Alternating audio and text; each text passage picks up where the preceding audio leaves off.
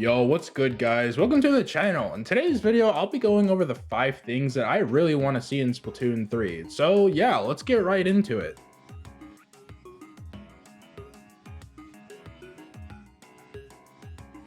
I think I can speak for a lot of people when I say Splatoon 2 story mode is lacking substance, to say the least.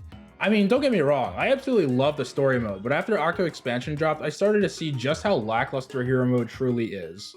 The biggest thing I'm hoping for in Return of the Mammalians is just innovation. I really don't want Nintendo to make DJ Octavio the final boss for the 3rd time in a row. But based off of what I've seen in the Return of the Mammalians trailer, I have pretty high expectations. I mean, this?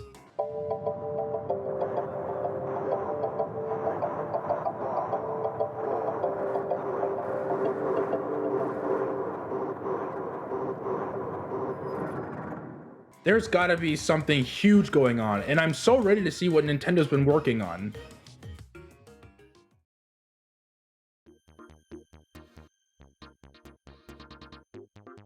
Now, this might not be a super popular opinion, but it would be nice to have more things to do offline. For example, I would like to see Nintendo add split-screen multiplayer.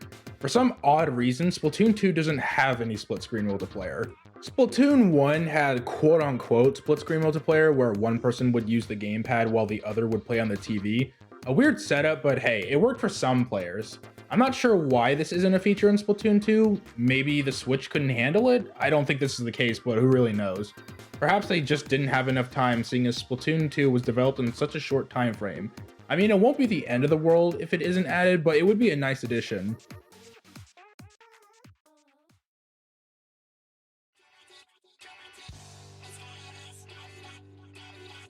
As a semi-competitive Splatoon player, something that's been bugging me for quite some time is the matchmaking. Let me just say Splatoon 2's matchmaking system is a little flawed, especially when you get to S+. So to give you guys a good picture of what I'm talking about, we'll need to look at how the ranking system works. According to Inpedia, if the player gains 4 cracks equal to 4 or 12 games lost, their meter shatters. If the player is above the OK line, the meter drops by the amount needed to reach the line plus roughly a third of the amount the player had above the line. If the player is below the OK line, they are sent down to the previous rank, keeping the filled portion of the meter. So this system on its own is fine. The problems start when matchmaking puts you up against players of a much higher power level. For those who don't know, your power level in Splatoon is essentially the average skill level of the lobby you're playing in. In S+, there's 2 kinds of matches. Either you win by a landslide or you get crushed to death and lose your rank. Some days I can easily win matches and rank up perfectly fine, while other days have me questioning Splatoon's existence. I mean, I can let the system slide, at least for S+. I don't know about X rank, I hear it's actually worse. If Nintendo got rid of the next thing on my list.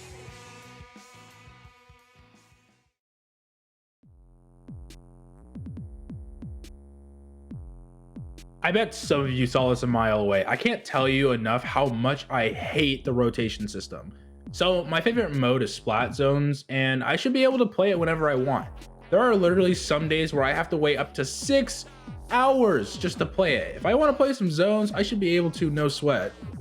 This ties back into the multiplayer system as it takes quite some time to rank up. If my rank is reset due to me taking too many L's, then there isn't enough time to get back up to where I originally was. This means, yet again, I have to wait 6 hours just to play.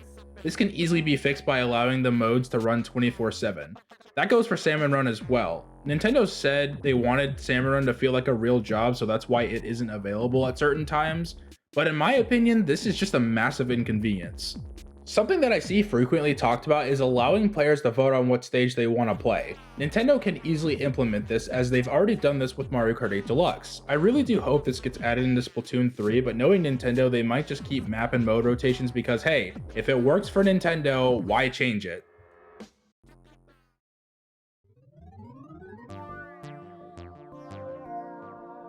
Nintendo's way of thinking when it comes to advertising its games simply boils down to them hyping it up, releasing advertisements for a couple months, and then that's it. Sure, the game might get DLC in the future, but after that, the game is just done. Nintendo simply moves on to whatever game is next, and you can definitely see this with Animal Crossing.